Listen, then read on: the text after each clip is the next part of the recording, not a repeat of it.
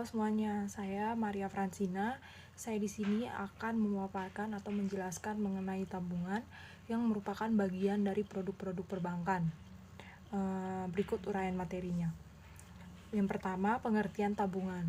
Pengertian tabungan menurut Undang-Undang Perbankan Nomor 10 Tahun 1998 adalah simpanan yang penarikannya hanya dapat dilakukan menurut syarat tertentu yang disepakati tetapi tidak dapat ditarik dengan cek, biliet giro, dan atau alat lainnya yang dipersamakan dengan itu.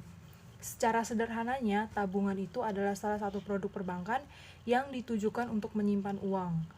Uang yang disimpan di bank juga akan dijamin keamanannya karena dilindungi oleh lembaga penjamin simpanan atau LPS.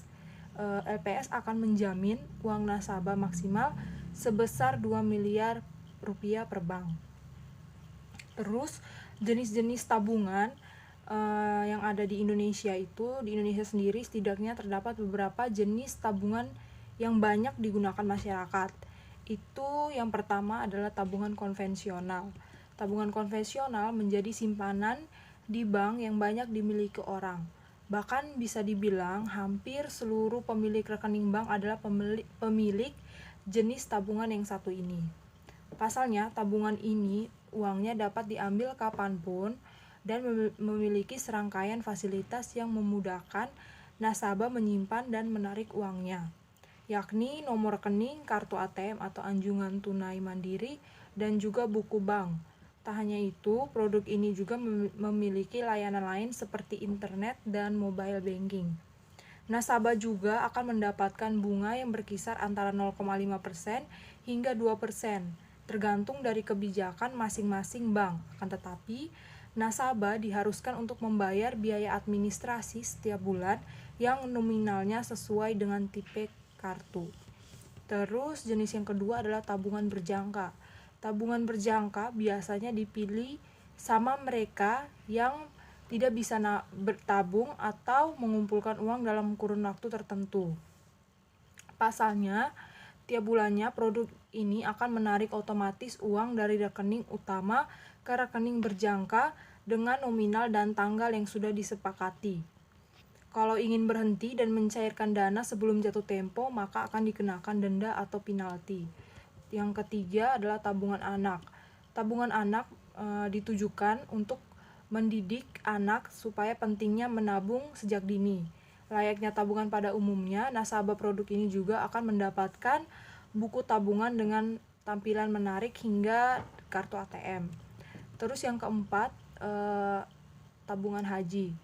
Nasabah yang ingin melaksanakan ibadah haji memang direkomendasikan untuk memiliki tabungan haji agar keberangkatannya ke tanah suci berjalan sesuai rencana. Nasabah hanya perlu menabung di bank yang telah dipilih sembari menunggu waktu keberangkatan. Namun biaya haji harus sudah lunas sebelum waktu tenggatnya. Yang kelima, tabunganku. Tabunganku ini bertujuan untuk menumbuhkan budaya menabung masyarakat Indonesia dan juga menjangkau masyarakat yang belum memiliki rekening di bank. Tidak hanya setoran awal yang rendah, tabunganku juga itu bebas biaya administrasi. Terus yang keenam, tabungan giro. Tabungan giro umumnya digunakan untuk transaksi bisnis dan yang memiliki rekening ini biasanya perusahaan atau badan hukum. Manfaatnya adalah untuk melakukan transaksi menggunakan cek dan biliet giro. Nasabah pemilik produk ini juga tidak mendapatkan buku tabungan dan hanya diberikan rekening koran secara rutin setiap bulannya. Yang ketujuh, tabungan investasi. Tak hanya untuk menyimpan dana, bank juga memiliki jenis tabungan investasi. Di antaranya yang pertama, deposito. Deposito itu menawarkan bunga yang lebih besar ketimbang tabungan konvensional. Tapi nasabah tidak bisa semaunya mengambil dana karena ada jangka waktunya. Deposito juga menerapkan sistem denda atau penalti jika nasabah menarik dana sebelum jatuh tempo. Terus selanjutnya tabungan saham. Tabungan saham itu memang khusus digunakan untuk membeli saham secara rutin serta menyimpan laba hasil transaksi saham. Bagian dari ketiga dari tabungan investasi itu adalah tabungan mata uang asing. Orang yang kerap melakukan transaksi menggunakan mata uang asing biasanya akan memilih untuk membuka tabungan mata uang asing. Pasalnya, tabungan investasi mata uang asing itu memanfaatkan naik turunnya kurs mata uang dalam negeri. Keuntungan punya tabungan di bank itu, setiap produk tabungan itu memiliki berbagai fasilitas yang sangat menguntungkan bagi para nasabah. Yang pertama itu berkembang. Bank akan memberikan bunga yang dihitung berdasarkan saldo nasabah. Terus keuntungan yang kedua itu adalah aman, yang dimana bank akan menyimpan uang di tempat yang aman, jadi tidak akan mudah dicuri apalagi tercecer uangnya. Terus yang ketiga itu terjamin. Produk perbankan dijamin oleh lembaga penjamin simpanan atau LPS sesuai dengan ketentuan yang ada. Terus keuntungan yang keempat adalah praktis. Produk ini memiliki beragam fasilitas pendukung yang memudahkan nasabah dalam bertransaksi, yaitu kartu debit, SMS banking, mobile banking, dan internet banking. Terus keuntungan punya tabungan di bank selanjutnya adalah lengkap. Juga dilengkapi fasilitas layanan perbankan elektronik 24 jam seperti ATM, SMS banking, mobile banking, internet banking, phone banking, dan call center. Terus selanjutnya adalah liquid. Keuntungan selanjutnya adalah liquid, yang dimana produk ini juga bersifat liquid, yaitu nasabah dapat mengambil uangnya kapanpun. Keuntungan selanjutnya yang terakhir adalah layanannya 24 jam. Bank juga menyediakan layanan nasabah yang aktif selama 24 jam. Nasabah dapat menghubungi melalui call center, email, dan sosial media. Walaupun ada kelebihannya, ada juga kekurangan dari layanan produk perbankan. Terlepas dari kelebihan yang ada, tabungan juga kurang cocok digunakan untuk mengembangkan dana alias mendapatkan keuntungan. Suku bunga pada kebanyakan produk yang satu ini hanya berkisar di angka 1 hingga 2% saja, tidak mampu mengalahkan persentase inflasi setiap tahun. Belum lagi terdapat sejumlah biaya administrasi yang mesti ditanggung juga. Terus sementara itu, untuk rekening yang digunakan untuk menyimpan dana, dapat memilih produk yang menawarkan suku bunga yang cukup tinggi. Selain itu, bisa membuka rekening tabungan berjangka atau deposito yang mana dana tidak bisa ditarik dalam jangka waktu tertentu. Terus, selain membahas tentang kelebihan dan kekurangan, ada pun tentang bunga tabungan.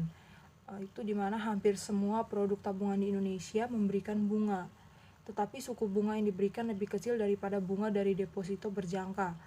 Umumnya, produk perbankan tidak tergolong sebagai salah satu sarana finansial untuk menghasilkan keuntungan. Umumnya, nasabah akan mendapatkan bunga 0,5% hingga 2%. Jadi, semakin besar dana yang ditabung, maka perkembangan uang juga akan semakin besar. Terus, setiap ada informasi mengenai produk tabungan pada bank-bank di Indonesia. Yang pertama itu Bank BRI, itu produk tabungannya adalah Britama, Simpedes, Junio. Terus yang kedua Bank BNI, itu produk tabungannya seperti BNI Taplus, BNI Taplus Bisnis, BNI Taplus Muda. Terus Bank BTN, tabungan BTN Batara, tabungan BTN Cermat, tabungan BTN Batara Pos. Terus yang selanjutnya itu Bank Mandiri, produk tabungannya itu tabungan mandiri bisnis, rencana mandiri, tabungan mandiri rencana. Terus pada Bank BCA itu produk tabungannya itu adalah tahapan BCA, tahapan ekspresi, tahapan gold. Terus biaya membuka tabungan yang harus ditanggung oleh nasabah, biaya yang diperlukan itu dapat membuka rekening menabung setiap bank itu berbeda-beda. Namun secara umum biaya yang diperlukan seperti biaya materai sebesar 6.000. Ada beberapa hal yang harus ditanggung nasabah juga jika ingin menyimpan dana di bank itu. Yang pertama, biaya administrasi bulanan. Besaran biaya administrasi bulanan setiap bank umumnya berbeda-beda dan juga tergantung dari jenis kartu yang dipilih nasabah. Tapi umumnya biaya administrasi dimulai dari Rp15.000 hingga Rp20.000. Terus yang kedua, administrasi penarikan di teller. Melakukan penarikan uang melalui teller juga akan dikenakan biaya mulai dari Rp5.000. Biasanya pihak teller akan menanyakan biaya akan dipotong dari saldo tabungan atau dibayar secara tunai. Yang ketiga, denda di bawah saldo minimum per bulan. Setiap bank menerapkan minimum saldo mengendap per rekening. Kalau saldo yang nasabah miliki di bawah minimum, maka akan dikenakan denda yakni mulai dari Rp5.000. Tapi kembali lagi, setiap bank memiliki kebijakan yang berbeda-beda. Terus yang keempat itu biaya tutup rekening. Bank juga akan mengenakan biaya tutup rekening. Untuk kisaran biayanya setiap bank itu berbeda-beda, tapi dimulai dari Rp20.000. Yang kelima, biaya penggantian buku tabungan karena rusak. Biaya lainnya yang harus ditanggung nasabah itu adalah biaya penggantian buku tabungan yang rusak. Untuk biayanya setiap bank berbeda-beda, tapi umumnya mulai dari Rp15.000 hingga Rp25.000. Terus yang keenam, biaya pemeliharaan kartu ATM. Biaya yang satu ini pun beragam, tergantung dari jenis kartu yang dipakai. Biasanya mulai dari Rp1.000 hingga Rp5.000. Terus yang ketujuh, biaya transfer antar bank. Nasabah juga akan dikenakan biaya transfer antar bank yaitu sekitar Rp6.500 per transaksi. Selanjutnya, mengenai pajak dana tabungan di bank. Pajak bunga tabungan adalah biaya yang harus dikeluarkan oleh nasabah atas penghasilan berupa tabungan deposito dan tabungan serta diskonto sertifikat Bank Indonesia atau SBI dipotong dengan pajak penghasilan atau PPh. Direktorat Jenderal Pajak berdasarkan PPh pasal 4 ayat 2 mengenai presentasi biaya pengenaan pajak penghasilan atas bunga itu pajak finalnya sebesar 20% dari jumlah bruto terhadap wajib pajak dalam negeri dan bentuk usaha tetap. Terus yang kedua itu pajak final sebesar 20% dari jumlah bruto atau berdasarkan kepada perjanjian penghindaran pajak berganda yang berlaku terhadap wajib pajak luar negeri. Terus persyaratan membuka tabungan, syarat pengajuan tabungan pada masing-masing bank itu berbeda-beda. Namun pada umumnya bank memberikan persyaratan yang hampir serupa bagi setiap calon nasabah yang ingin membuka rekening tabungan. Biasanya calon nasabah itu perlu menyerahkan dokumen seperti fotokopi identitas diri seperti KTP, SIM atau paspor, NPWP jika ada. Yang ketiga, kartu keluarga, terus mengisi formulir pendaftaran. Selain itu, setiap bank akan memberikan persyaratan setoran awal minimal serta saldo minimal yang harus disisakan dalam tabungan. Saldo minimal ini diperlukan apabila tabungan akan ditutup, maka terdapat saldo yang akan digunakan untuk membayar biaya administrasi penutupan tabungan. Terus adanya cara membuka tabungan di bank itu ada beberapa langkah yang harus dilakukan calon nasabah untuk membuka tabungan di bank, yakni yang pertama itu datang ke kantor cabang bank yang nasabah pilih dengan membawa semua dokumen persyaratannya. Yang kedua, itu nasabah akan diminta untuk mengambil nomor antrian ke bagian customer service. Biasanya akan dibantu oleh petugas keamanan yang berdiri di pintu masuk bank. Terus yang ketiga, pihak customer service-nya akan meminta dokumen persyaratan yang nasabah bawa. Terus nasabah akan diminta untuk mengisi formulir pendaftaran. Setelah selesai mengisi formulir, pihak customer service-nya juga akan meminta uang setoran awal agar datanya segera diproses. Terus nasabah akan diminta sidik jari atau tanda tangan yang diharuskan untuk menandatangani buku tabungan. Terus nasabah akan dibuatkan kartu ATM dan juga akan diminta untuk memasukkan nomor PIN yang terdiri dari 6 angka. Terus ada pun nasabah ingin membuat mobile banking dan internet banking juga biasanya dilakukan saat membuka rekening. Ada hal-hal yang harus diperhatikan saat menabung itu. Yang pertama, pihak bank yang telah terdaftar dan berizin dari Otoritas Jasa Keuangan atau OJK. Jangan sampai tabungan yang dibawa kabur oleh oknum yang tidak bertanggung jawab karena bank yang dipilih tidak berizin secara resmi. Terus sebisa mungkin pilih tabungan yang menyediakan bunga kompetitif. Untuk mendapatkan bunga yang kompetitif tersebut, pilih produk tabungan yang cocok dan sesuai dengan tujuan finansial pribadi. Apabila tidak berniat mengambil saldonya secara rutin, maka pertimbangkan produk tabungan berjangka yang memiliki suku bunga sekitar 3%.